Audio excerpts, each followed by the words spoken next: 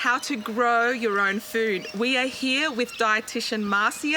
Hi, Marcia. Hi, Gia. And we are going to talk about growing your own food. And Marcia, I want to ask first and foremost, why is it important? Yeah, I think it's great to be able to harvest your own food so that it's fresh and hasn't lost any of its nutrients, but it's especially good for the kids. They know where their food's coming from. They get to enjoy the thrill of seeing how things are grown and get to pick it themselves. That's awesome. I love that. I love that kids get to eat the food. So, where do we start?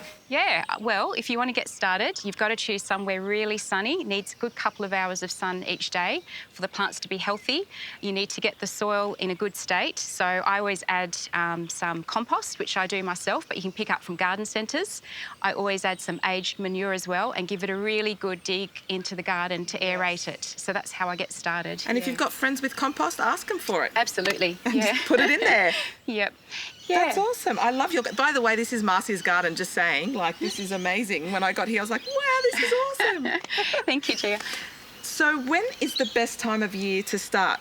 So I was given a really good tip to always go prepare the garden around Mother's Day and then again at Father's Day. They're two really good times of the year to just get your soil going and to get some seeds and seedlings started as well. And has that worked for you? It has worked really, really well. That's a really good tip. Mother's Day and Father's Day, you can't forget. Yep, absolutely. Yeah, and I tend to use a mixture of both seeds and seedlings. Some things grow better from seeds and some things do a bit better from seedlings.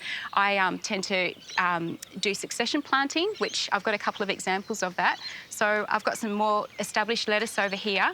I don't plant all my lettuce in one go because I don't want to have to harvest it all at the same time. But down the back, further down, I've got some baby seedlings of cos lettuce that's going to get started and we'll harvest in a couple of weeks' time.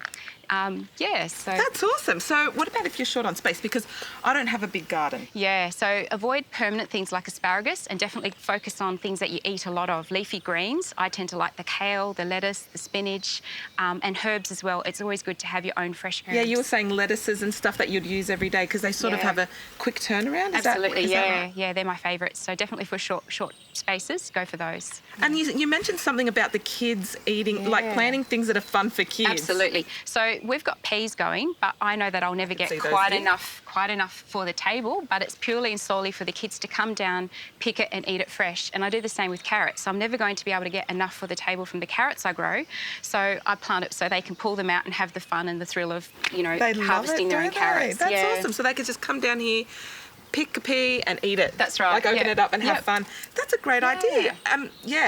I also like to plant flowers, edible flowers too, and I always try and get some sunflowers in over summer too. I think that's a great thing to do. That's fantastic. Yeah, important to keep up the watering because it's going to need a lot of water, and feeding as well, probably monthly feeds, and especially those things like tomatoes and cucumbers that have flowers that grow into fruit, you need to give them extra feeding as well. That's really good. You know what I find? I started with a no-dig garden, just in my backyard, just to see if I can do it, because some people get nervous. What are your tips for someone that is nervous? Yeah, start small. Definitely start small. Don't go too big, because I don't want people to feel guilt about that sort of a thing. It's just another thing to have to do. Losing sleep over not looking after your plants. Yeah. So definitely start small and just give it a go. That's all you can do. Absolutely. Start small. That is awesome. Thank you, Marcia. Really appreciate it. Guys, stick with us. We've got some more awesome topics in nutrition. We'll see you next time. See ya. Bye.